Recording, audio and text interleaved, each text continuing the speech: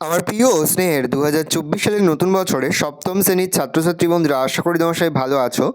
আজ আমরা যে বিষয়টি নিয়ে আলোচনা করব, সপ্তম শ্রেণীর থার্ড সামেটিভ অর্থাৎ ফাইনাল পরীক্ষার বাংলার সিলেবাস, প্রশ্নকাঠামো এবং নমুনা প্রশ্নপত্র নিয়ে। প্রথমে তোমরা সিলেবাসটা দেখে নাও, কী কী বিষয় তোমাদের থার্ড সামেটিভ অর্থাৎ ফাইনাল পরীক্ষায় থাকবে। ফাইনাল পরীক্ষার ক্ষেত্রে ফুল মার্কস থাকবে তোমাদের 70, আর সময় তোমাদের থাকবে 2 ঘন্টা 30 মিনিট। তোমায় থাকবে ভানু সিংহের পদাবলী, ভারতীর্থ, স্বাধীনতা সংগ্রাম, নারী, রাস্তায় ক্রিকেট খেলা, দিন ফুরালে জাদুর কাহিনী, গাধার কান, পটলবাবু ফিল্ম স্টার, চিন্তাশীল, দেবাত্ম হিমালয়, বইটই। মাকু থেকে থাকবে ষষ্ঠ থেকে একাদশ অধ্যায়। আর ভাষাচর্যা ব্যাকরণ থেকে থাকবে শব্দ তৈরির কৌশল, কারক বিভক্তি অনুসর্গ, পত্র রচনা, এক কথায় প্রকাশ এবং বাগধারা। এবার তোমরা প্রশ্ন কাঠামোটা দেখে নাও। গদ্য থেকে মোট তোমাদের 20 নম্বর থাকবে, কবিতা থেকে 20 নম্বর, ব্যাকরণ থেকে 10 নম্বর, সহায়ক পাঠ থেকে 10 নম্বর, আর নিমিত্ত থেকে থাকবে 10 নম্বর। এই রয়েছে টোটাল তোমাদের 70 মার্কের প্রশ্ন কাঠামো। এবার আমরা নমুনা প্রশ্নপত্রটা দেখে নেব। সরাসরি স্ক্রিনে কিন্তু তোমরা সপ্তম শ্রেণীর থার্ড সামেটিভ অর্থাৎ ফাইনাল পরীক্ষার বাংলার কোশ্চেনটা দেখতে পাচ্ছ। ফুল মার্কস তোমাদের হচ্ছে 70, আর সময় তোমাদের রয়েছে 2 ঘন্টা 30 মিনিট। একে দাগে রয়েছে নিচের বিকল্পগুলির মধ্যে সঠিক বিকল্পটি বেছে নাও। যে কোনো তিনটি, প্রতিটি প্রশ্নের মান 1 করে 1 × 3 = 3। আত্রাই শিলাবতী পদ্মা না ইছামতি নামক একটি নদীর ওপর বোটে করে ভেসে চলেছে, তবে আত্রাই। প্রশ্ন, ননিবালা দেবী জন্মগ্রহণ করেছিলেন যেখানে? চন্দননগর, মানিকতলা, বালি না রিষ্টা? উত্তর হবে বালি। প্রশ্ন, লেবুর হবে নেবুর পাতায় করম চা, হে বৃষ্টি ইতালিতে, লন্ডনে, স্পেনে না জাপানে যা? উত্তর হবে স্পেনে যা।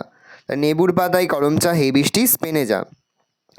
সেই সন্ধেই ডেভান্টের কাছে ছিল মাত্র 5, 6, 7 না 8 সিলিং? উত্তর হবে 6।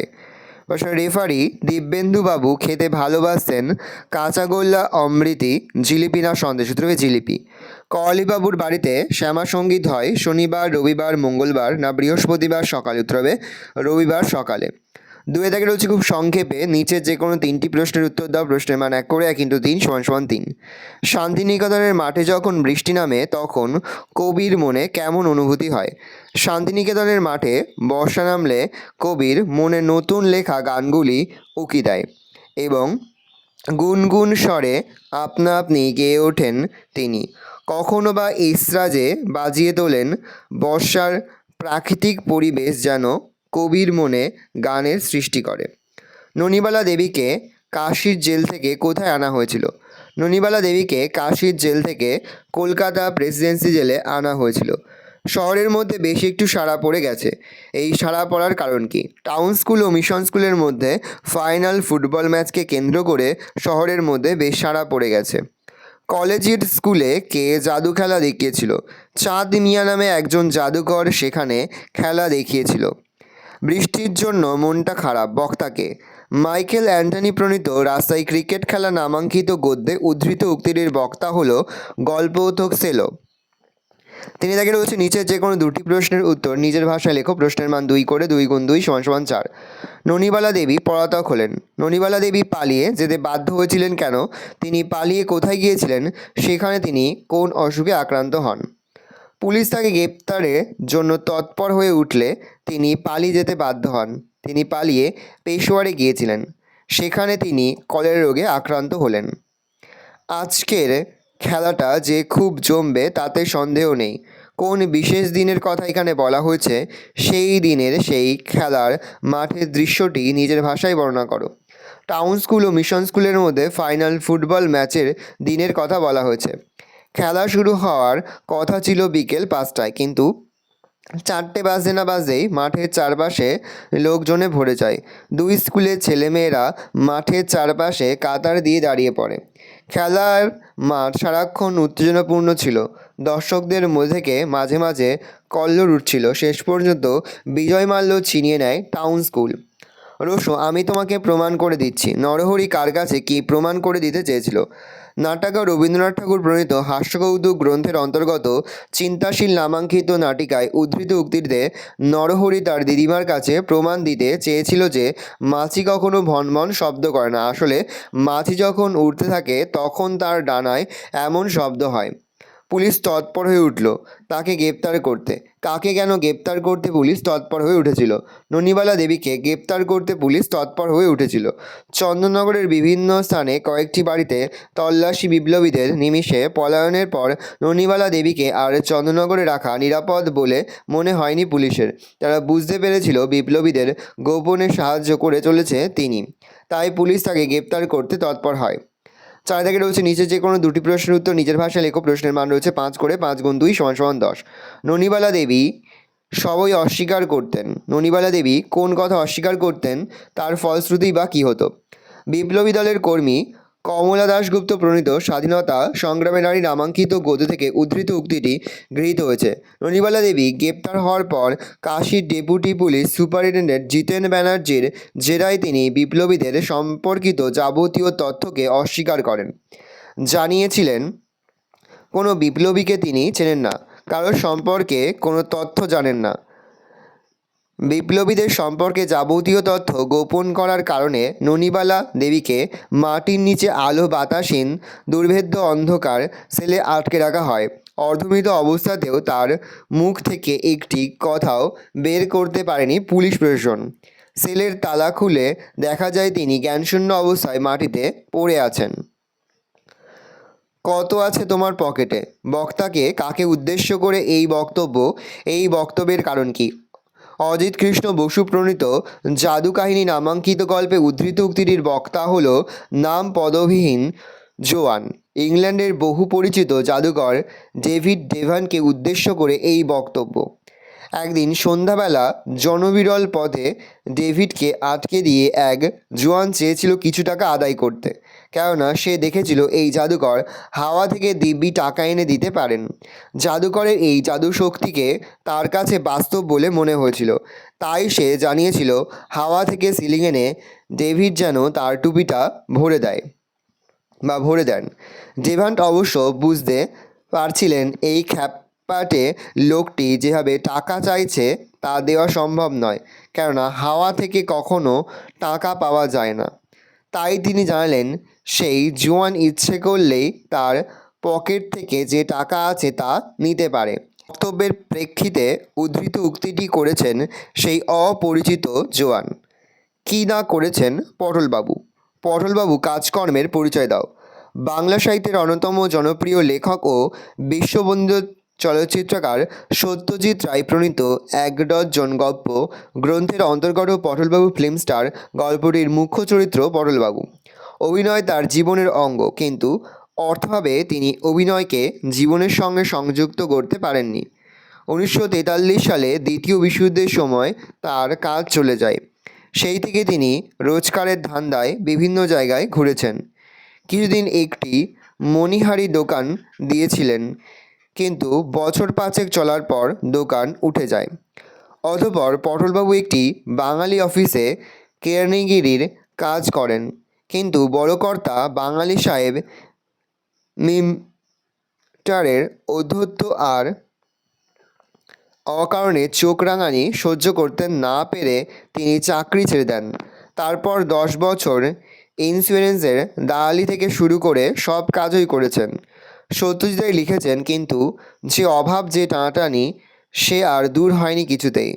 সম্প্রতি তিনি একখানি লোহালক্করের দোকানে ঘোরাঘুরি করছেন কাজের জন্য। 5 দাগে রয়েছে নিচের বিকল্পগুলির মধ্যে সঠিক বিকল্পটি বেছে নাও। যে কোনো 3টি। প্রতিটি গোষ্ঠী মান 1 করে। 1 × 3 = 3। ধ্যান গম্ভীর এই যে ভূধর, গিরিশৃঙ্গ নদী সাগর, জপমালা ধৃত প্রান্তর হবে নদী। ভারতীর্থ কবিতায় কবি দুবাহু বাড়ায়ে প্রণাম করেন স্বর্গদেবতা, নরদেবতা, ইষ্টদেবতা না গৃহদেবতাকে? উত্তর হবে নরদেবতা। কাতুকুতু দিলে গরু করে লাফালাফি, দৌড়াদৌড়ি, ছটফট না গুতোগুতি? উত্তর হবে ছটফট। স্বাদের রাজত্ব পৃথিবীতে চিরদিন অক্ষুণ্ণ, তারা ছিলেন ধনী, দরিদ্র, কৃপণ, বীর? উত্তর হবে দরিদ্র। তেমনি এবার ফিরতে হবে। সত্যি কোথায় ফেরার কথা কবি কবিতায় লিখেছেন? ধানের গুচ্ছে, রঙের বাক্সে, মন খারাপের গর্তে, খেলার মাঠ? উত্তর হবে মন খারাপের গর্তে। 6 দাগে রয়েছে খুব সংক্ষেপে নিচে যে কোনো 3টি প্রশ্নের উত্তর দাও। প্রশ্নের মান 1 করে। 1 × 3 = 3। কবিতায় ভারত ভূমিকে পূর্ণ তীর্থ বলা হয়েছে কেন? তীর্থক্ষেত্রে পুণ্যলাভের আশায় যেমন বহু মানুষের সমাবেশ ঘটে, ঠিক তেমনি ভারতভূমির অমোঘ আকর্ষণে যুগে যুগে বিভিন্ন জাতি ও ধর্মের মানুষ পৃথিবীর নানা প্রান্ত থেকে এখানে এসেছে। তাই ভারতভূমিকে পূর্ণ তীর্থ বলা হয়েছে। দিন ফুরালো কবিতায় ছেলেদের আক্ষেপের কারণ কি? কবি শঙ্খ ঘোষ প্রণীত দিন ফুরালো কবিতায় ছেলেদের সন্ধ্যার পূর্বেই মাঠ ছেড়ে বাড়ি ফিরতে হবে বলে আক্ষেপ হয়েছিল। জবাবটা জেনে নেব। কার কাছ থেকে জবাব নেওয়ার কথা বলা হয়েছে? কবি সুকুমার রায় লিখেছেন, নোটবুক নামাঙ্কিত কবিতাটি, এই কবিতায় মেজ থেকে খুঁচিয়ে জবাবটা জেনে নেওয়ার কথা বলা হয়েছে। নোট বই কী ধরনের লেখাতে ভরা? নোট বই নানান সম্ভব অসম্ভব, বাস্তব অবাস্তব প্রশ্ন উত্তরে ভরা। কবি যখন ছবি আঁকেন তখন কী কী ঘটনা ঘটে? কবি যখন ছবি আঁকেন তখন তিনটি শালিক ঝগড়া থামায়, চড়ুই পাখি অবাক হয়ে তাকায়, মাছরাঙা মাছ ভুল করে তার নীল রংটি ধার দিতে যায়, প্রজাপতির ঝাঁক ছবিতে থাকতে চায়, গড় থেকে ইঁদুরও পিটপিটে চোখে তাকায়, রং তুলিরাও বেজায় খুশি হয়। সাজাকে রয়েছে নিচে যে কোনো দুটি প্রশ্নের উত্তর নিজের ভাষায় লেখো। প্রশ্নের মান রয়েছে 2 করে, 2 গুণ 2 = 4। হে রুদ্রবীণা বাজো বাজো বাজো। রুদ্রবীণা কি? কবি তার বেজে ওঠার প্রত্যাশী কেন? রুদ্রবীণা হলো শিবের বীণা। রুদ্রবীণা প্রলয়ের প্রতীক। রুদ্রবীণার ঝঙ্কারে সভ্যতার সমস্ত জীর্ণতা সংকীর্ণতা দূর হয়ে যায়, সমস্ত অন্ধতা ও কুসংস্কারের বাঁধন ছিঁড়ে যাবে। এর ফলে যারা দূরে আছে তারাও ভারতবর্ষে ছুটে আসবে এবং সবার মিলন সম্ভব হবে। কে এক্ষুনি আকাশ জুড়ে লক্ষ রঙের দৃশ্যে চমকে দেবেন? বর্তমান যুগের অন্যতম শ্রেষ্ঠ কবি শঙ্খ ঘোষ প্রণীত দিন ফুরালো নামাঙ্কিত কবিতায় ঈশ্বর এক্ষুনি আকাশ জুড়ে লক্ষ রঙের অপূর্ব দৃশ্যে সবাইকে চমকে দেবেন। মূঢ় ওরা। কবিতা তাদের মূঢ় বলার কারণ কি? কবিতা তাদের মূঢ় বলা হয়েছে কারণ তারা তাদের নাম চিরস্থায়ী করার জন্য যা করেছে তা অতি নির্বুদ্ধিতার পরিচায়ক। কেননা ওভাবে বেঁচে থাকা যায় না। মানুষ মনে রাখে মহৎ কাজকে, মহৎ কাজের মধ্যেই মানুষের স্মৃতি বেঁচে থাকে, কিন্তু যশলোভী ওই মানুষগুলো তা না করে অর্থহীন অট্টালিকা সৌধ নির্মাণ করেছে, তাই তারা মূঢ়। আর এদিকে রয়েছে নিচের যে কোনো দুটি প্রশ্নের উত্তর নিজের ভাষায় লেখো। প্রশ্নের মান 5 করে, 5 গুণ 2 = 10। হেতায়ে দাঁড়ায়ে দু বাহু বাড়ায়ে নমি নরদেবতারে। নরদেবতা বলতে কবি কাকে বুঝিয়েছেন, এই বক্তব্যের নিহিত অর্থ ব্যাখ্যা করো। বিশ্বকবি রবীন্দ্রনাথ ঠাকুর প্রণীত ভারততীর্থ নামাঙ্কিত কবিতায় নরদেবতা বলতে নররূপ দেবতা তথা এই ভারতবর্ষের সমস্ত পতিত মানুষকে বুঝিয়েছেন। এই ভারতবর্ষের মহামানবের সাগর তীরে দাঁড়িয়ে রবীন্দ্রনাথ এখানকার নরদেবতাদের বিনম্র নমস্কার জানিয়েছেন। তিনি দেখেছেন ভারতবর্ষ এমন এক দেশ যেখানে আর্য অনার্য, দ্রাবিড় চীন, শক হুন পাঠান মোগল প্রভৃতি মানুষ দলে দলে এসে বসতি স্থাপন করেছে। এই দেশ আমাদের শিখিয়েছে দিবে আর নিবে এবং মিলাবে মিলিবে। এই দেশ কাউকে দূরে ঠেলে দেয়নি, কাউকে ঘৃণা করেনি, কোনো ভেদ বৈষম্য রাখেনি, ব্রাহ্মণ পতিদের মধ্যে পার্থক্য দেখেনি এই দেশ। তাই এমন দেশের অবমর মানুষকে নরদেবতারূপে জ্ঞান করে কবি তাদের বিনম্র শ্রদ্ধা জানিয়েছেন। চমকে দেবেন লক্ষ রঙের দৃশ্যে। কে কীভাবে লক্ষ রঙের দৃশ্যে চমকে দেবেন? কবি শঙ্খ ঘোষ প্রণীত দিন ফুরালো নামাঙ্কিত কবিতায় ঈশ্বর লক্ষ রঙের দৃশ্যে সবাইকে চমকে দেবেন। কথকের মনে হয়েছে খেলার মাঠ থেকে তারা যখন বাড়ি ফিরবে তখন ঈশ্বর আকাশের ক্যানভাসে রঙের তুলি দিয়ে অপূর্ব সব ছবি তৈরি করবেন। আসলে অন্ধকার নেমে আসার পর আকাশ জুড়ে যখন চন্দ্র নক্ষত্রের অপূর্ব সমাবেশ ঘটে তখন সে দৃশ্য হয়ে ওঠে ছবির মতো সুন্দর। মনে হয় স্বয়ং ঈশ্বর বুঝি লক্ষ রঙের দৃশ্যে সবাইকে চমকে দেবেন। ঠাকুমা গল্প শোনায় যে নাতনিকে। কোন গল্পের কথা বলা হয়েছে? এই গল্পের পরে আর কোন দৃশ্য গিয়েছে? উদ্ধৃত কবিতাংশটি গৃহীত হয়েছে কবি সুকান্ত ভট্টাচার্য প্রণীত চিরদিনের কবিতা থেকে। 1350 সালের দুর্ভিক্ষের দিনে মানুষের কী অসহায় অবস্থা হয়েছিল সেই গল্পের কথা বলা হয়েছে। দুর্ভিক্ষের পর আবার নতুন করে বেঁচে থাকার প্রচেষ্টা শুরু হয়। চারিদিকে দেখা যায় প্রাণের স্পন্দন। সকাল ঘোষিত পাখির ডাকে কামার কুমোর তাঁতি একসঙ্গে কাজ করে। সারা দুপুর চাষি জমিতে পড়ে থাকে। কৃষক বধূ জল আনতে গিয়ে থমকে দাঁড়ায় পথে। তার চোখে পড়ে সবুজ ফসলের সুবর্ণযুগ আসে। 9 দাগে রয়েছে খুব সংক্ষেপে নিচের প্রশ্নগুলির উত্তর দাও। যে কোনো দুটি প্রতিটি প্রশ্নের মান 1 করে, 1 × 2 = 2। প্রথম, মাকুকে কতদিনের চাবি দেওয়া হয়েছিল? তবে 15 দিনের। তাইদোটাকে বটতলা থেকে তুলে মাকুর চাবিকাঠি বানিয়েছি। এখানে মাকুর চাবিকাঠিটা আসলে কী ছিল? তবে লটারির টিকিট। সঙের লটারিতে কত টাকা পড়েছিল? তবে 5,000 টাকা। 10 দাগে রয়েছে নিচে যে কোনো একটি প্রশ্নের উত্তর সংক্ষেপে লেখো। প্রশ্নের মান রয়েছে 3। সোনা কিভাবে মাকুকে কাঁদালো? সোনা মাকুর কলকবজার ফাঁকে সবচেয়ে উপরে জ্যামে টিন বসিয়ে তার তালায় কোদল দিয়ে মুখের রবারের নল লাগিয়ে নলের অন্য দিকটা মাকুর মুন্ডুর ভিতরে 2 চোখের মাঝখানে গুঁজে দিল। তারপর গিলাসের জলটুকু টিনে ঢেলে পট করে খুলির ঢাকনি বন্ধ করে মাকুর নাকের টিপকল টিপে দিল। সঙ্গে সঙ্গে ঘুম ভেঙে উঠে মাকু কেঁদে ভাসিয়ে দিল। সং কিভাবে জানোয়ারদের ওষুধ খাইয়েছিল? লীলা মজুমদার প্রণীত মাকু নামাঙ্কিত কিশোর উপন্যাসে দেখা যায় সার্কাস খেলা দেখানোর পূর্বে জানোয়ারদের শরীর ঠিক রাখার জন্য ভিটামিন ওষুধ খাওয়ানো হতো। সেই ওষুধ খাওয়ানোর দায়িত্ব ছিল সঙ্গের ওপর। ইজেলের পকেট থেকে ছোট সবুজ রঙের ওষুধের কৌটোটি খুঁজে বার করে সে। এরপর গুড়ের সঙ্গে মিশিয়ে একটা করে বুড়ি সে জানোয়ারদের মুখের মধ্যে পুরে দেয়। কিন্তু এতেই বিপত্তির শেষ ছিল না, কেননা ভিটামিনের বদলে সং ভুল করে খাইয়েছিল কলা জোলা। ফলে জানোয়ার অতি দ্রুত অসুস্থ হয়ে পড়েছিল। হোটেলওয়ালার জন্মদিনে রান্নার যে আয়োজন হয়েছিল তার পরিচয় দাও। লীলা মজুমদার প্রণীত মাকু নামাঙ্কিত কিশোর উপন্যাসে হোটেলওয়ালার জন্মদিনে বিভিন্ন লোভনীয় আহারের ব্যবস্থা হয়েছিল। সেই রান্নার তালিকায় ছিল ভুনা খিচুড়ি, হরিণের মাংসের কোরমা আর অপূর্ব সুন্দর পায়েস। সেই সব রান্নার জন্য আয়োজন ও প্রস্তুতির কোনো ত্রুটি ছিল না। 11 দাগে রয়েছে নিচে যে কোনো একটি প্রশ্নের উত্তর নিজের ভাষায় লেখো। প্রশ্নের মান 5। শেখ ইলাহি ব্যাপার। কোন ব্যাপারকে কেন ইলাহি ব্যাপার বলা হয়েছে? প্রশ্নের উত্তরটা দেখে আমি আর মুখে বলছি না, আমি আস্তে স্ক্রল ডাউন করে তোমায় কিন্তু অবশ্যই ভিডিওকে থামিয়ে বা স্ক্রিনশট নিয়ে কিন্তু সম্পূর্ণ উত্তরটা তোমাদের খাতায় নোট ডাউন করে নেবে। কোথাও লিখতে বা বুঝতে যদি কোনো রকম অসুবিধা হয় তাহলে কিন্তু নির্দ্বিধায় কমেন্ট সেকশনে কমেন্ট করে জানাতে একদমই ভুলবে না। শুনে সোনাটিয়া মহাখুশি। কার কোন বক্তব্য শুনে কারা খুশি হয়েছিল? এই খুশি হওয়ার কারণ কি? ভালো করে উত্তরটা দেখে নাও।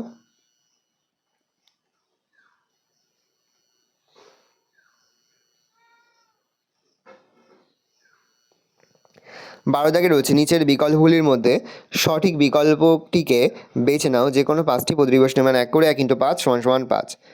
যে বিভক্তি চিহ্ন যে কোনো কারকের সঙ্গে প্রযুক্ত হতে পারে তাকে বলে শূন্য বিভক্তি, ক্রিয়া বিভক্তি, তির্যক বিভক্তি বা নির্দেশক উত্তর হবে তির্যক বিভক্তি। সেইভাবে চলে যাবে ভাব যায় না।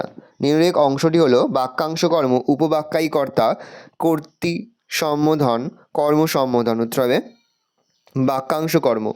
নিচের কোন শব্দটিতে কৃৎপ্রত্যয়ের ব্যবহার আছে? নোনা, ব্যথিত, নাবিক, গতি। নোনা। নিচের কোনটি কর্মে বিপসার উদাহরণ? হাতে হাতে কাজটি করলাম, কি কি খাবে? আমাতে তোমাতে মিলে কাজটি করলাম, ওপরের কোনটি না? উত্তর হবে কি কি খাবে। শুদ্ধ বানানটি হবে আত্মসাৎ, আ তয়ময় দন্তস্বরের খন্ডিত, আ তয়ময় দন্তস্বরের ত, আ তয়ময় তালবস্বরের খন্ডিত। উত্তর হবে আ তয়ময় দন্তস্বরের খন্ডিত। প্রদত্ত কোন শব্দটি যোগরূঢ় শব্দের উদাহরণ? পঙ্কজ, পঙ্কজ, গায়ক, পরিধি। উত্তর হবে পঙ্কজ। তার দেখে রয়েছে নিচের প্রশ্নগুলির সংক্ষিপ্ত উত্তর যে কোনো 5টি প্রতিবেশনের মান 1 করে 1 × 5 = 5। অনুসর্গ কাকে বলে? এর অন্য নাম কি? যে সমস্ত সার্থক শব্দ বাক্যে ব্যবহৃত নামপদের পরে বসে বিভক্তির কাজ করে তাকে অনুসর্গ বলে। অনুসর্গের অন্য প্রতিশব্দ হলো পরসর্গ, যেমন দ্বারা, দিয়া, কর্তৃক প্রভৃতি। তির্যক বিভক্তি কাকে বলে? যে বিভক্তি একাধিক কারকে ব্যবহার করা হয় তাকে তির্যক বিভক্তি বলে, যেমন এ বিভক্তি। সম্বোধন পদকে কারক বলা যায় না কেন? সম্বোধন পদকে কারক বলা যায় না কারণ সম্বোধন পদের সঙ্গে ক্রিয়াপদের কোনো সম্পর্ক থাকে না। কৃৎপ্রত্যয় কাকে বলে? উদাহরণ দাও। ধাতু প্রকৃতির সঙ্গে যে প্রত্যয় যুক্ত হয় তাকে কৃৎপ্রত্যয় বলে, যেমন দৃশযুক্ত দ্রব্য দ্রষ্টব্য, পা যুক্ত আনীয় পানীয়, গম যুক্ত দি গতি, মা যুক্ত তৃচ মাতা। অধিকরণকারক কাকে বলে? ক্রিয়ার আধারকে অধিকরণকারক বলে, অর্থাৎ যে স্থানে বা যে সময়ে ক্রিয়া সম্পন্ন হয় তাকে অধিকরণকারক বলে, যেমন জলে মাছ থাকে, এখানে থাকা ক্রিয়াটি জলে সম্পন্ন হচ্ছে তাই এটি অধিকরণকারক। 14 দাগে রয়েছে নিচের যে কোনো একটি বিষয় অবলম্বন করে প্রবন্ধ রচনা করো। প্রশ্নের মান রয়েছে 6। প্রথম, পরিবেশ রক্ষায় ছাত্রছাত্রীদের ভূমিকা। দেশ ভ্রমণ, একটি প্রাচীন বটগাছের আত্মকথা, খেলাধুলার প্রয়োজনীয়তা। তার পাশাপাশি তোমরা পড়বে বিজ্ঞান ও কুসংস্কার, বিজ্ঞান অভিশাপ না আশীর্বাদ। পরে তোমাদের হচ্ছে পত্র রচনা করো। তোমার গ্রামে একটি ডাকঘর স্থাপনের আবেদন জানিয়ে ডাকঘর কর্তৃপক্ষের নিকট একটি আবেদনপত্র রচনা করো। অথবা দিয়ে রয়েছে বিদ্যালয়ে বৃক্ষরোপণ উৎসব করার জন্য আবেদন জানিয়ে প্রধান শিক্ষকের কাছে একটি চিঠি লেখো। পত্র রচনা যদি দেখে নাও, প্রতি মাননীয় প্রধান শিক্ষক মহাশয়, স্কুলের নাম ঠিকানা দেবে, বিষয় গ্রন্থাগারের জন্য প্রয়োজনীয় বই কেনার আবেদন, মহাশয় দিয়ে কমা দিয়ে শুরু করবে। আমরা প্রত্যেকেই জানি বিদ্যালয় জীবনে গ্রন্থাগারের গুরুত্ব অপরিসীম। গ্রন্থাগার আমাদের জ্ঞানের পিপাসা চরিতার্থ করতে সহায়তা করে। আমাদের বিদ্যালয়ে যে গ্রন্থাগারটি আছে তাতে উপযুক্ত বইয়ের বড়ই অভাব। যে বইগুলি আছে তাতে চাহিদার সংকুলান সম্ভব নয়, তাই প্রতিটি বিষয়ের জন্য আরও অতিরিক্ত কিছু বই হলে ছাত্রছাত্রীরা বড়ই উপকৃত হবে। আশা রাখি আপনি আমাদের প্রয়োজনীয়তার কথা বিবেচনা করে তাৎপর্যপূর্ণ সিদ্ধান্ত গ্রহণ করবেন। ইতি বিনীত আপনার একান্ত অনুগত ছাত্রছাত্রীবৃন্দ। যদি কোয়ের স্কুলে তাহলে ছাত্রছাত্রী লিখবে, ছাত্রছাত্রীবৃন্দ সপ্তম শ্রেণী, এদিকে ডেটটা বসাবে। প্রতি মাননীয় প্রধান শিক্ষক মহাশয়, পরের পত্র রচনা, স্কুলের নাম ঠিকানা দেবে, বিষয় বিদ্যালয়ে বৃক্ষরোপণ উৎসব অনুষ্ঠান আয়োজন করার জন্য আবেদন। মহাশয়, আমরা আপনার বিদ্যালয়ের সপ্তম শ্রেণীর ছাত্রছাত্রীবৃন্দ। জুলাই মাসের তৃতীয় সপ্তাহ অরণ্য সপ্তাহ, এটা আমাদের সকলেরই জানা। সময় আমরা আমাদের বিদ্যালয়ে একটি বৃক্ষরোপণ অনুষ্ঠানের আয়োজন করতে চাই। বিদ্যালয়ের প্রত্যেক শ্রেণীর প্রত্যেক বিভাগ থেকে একটি করে চারা গাছ লাগাতে পারলে অচিরেই আমাদের বিদ্যালয়ের গাছের সংখ্যা বৃদ্ধি পাবে। আমরা সবাই জানি একটি গাছ একটি প্রাণ। এই উদ্দেশ্য সাধনের জন্য আপনার সহৃদয় সহানুভূতি ও অনুমতি বিশেষ প্রয়োজন। উক্ত বিষয়ে অনুমতি দানে আমাদের কৃতজ্ঞতা ঋণে আবদ্ধ করবেন বলে আশা রাখি। এটি আপনার একান্ত অনুগত ছাত্রছাত্রীবৃন্দ, সপ্তম শ্রেণী। এদিকে স্কুলের ঠিকানা আর তারিখটা বসাবে। ভালো করে দেখে নাও, এই রয়েছে টোটাল তোমাদের থার্ড সামেটিভ অর্থাৎ ফাইনাল পরীক্ষার সপ্তম শ্রেণীর বাংলার কোশ্চেন পেপার। তোমরা কোশ্চেনটা দেখে নাও। আশা করি ভিডিওটা ভালো লেগেছে। ভিডিওটা ভালো লাগলে ভিডিও লাইক করে দেখতে ভুলবে না। আর আমার চ্যানেল নতুন হওয়া লাগলে সাবস্ক্রাইব প্রেস করে পাশে বেল আইকন প্রেস করে যখন নতুন কোনো ভিডিও আপলোড করি সবার ফার্স্ট নোটিফিকেশন তোমরা পেয়ে যাও। আর এই ভিডিওটি তোমার বন্ধু বান্ধবী আত্মীয় স্বজন সবার মধ্যে কিন্তু অনেক শেয়ার করে যায়। এবছর সপ্তম শ্রেণীতে পড়ছে। আমরা কিন্তু ইতিমধ্যে সপ্তম শ্রেণীর প্রতি বিষয়ের সিলেবাস, প্রশ্নকার্ড এবং নমুনা প্রশ্নপত্র কিন্তু আপলোড করে দিয়েছি। তোমরা এখনও পর্যন্ত সেই ভিডিওগুলো না দেখে থাকো, ভিডিওগুলো কিন্তু রাত্রে দেখে নাও। তোমাদের সকলকে জানাই আগাম পরীক্ষার অনেক শুভেচ্ছা এবং অভিনন্দন। আশা করি সকলের পরীক্ষায় খুব ভালো হবে। একেবারে ভিডিও শেষে স্ক্রিনে তোমরা একটা প্লেলিস্ট দেখতে পারবে, তারপরে ক্লিক করলেই সমস্ত ভিডিওগুলো কিন্তু তোমরা পর দেখে নিতে পারবে। কোনো প্রশ্নের উত্তর লিখতে বা বুঝতে যদি কোনো অসুবিধা হয় তাহলে কিন্তু নির্দ্বিধায় কমেন্ট সেকশনে কমেন্ট করে জানাতে একদমই ভুলবে না।